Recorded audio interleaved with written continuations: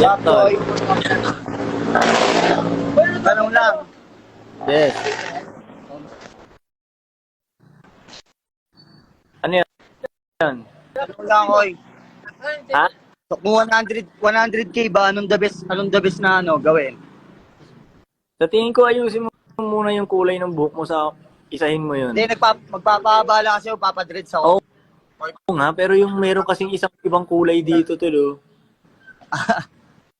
Di pa yan. Pasensya na sa kulay. Ha?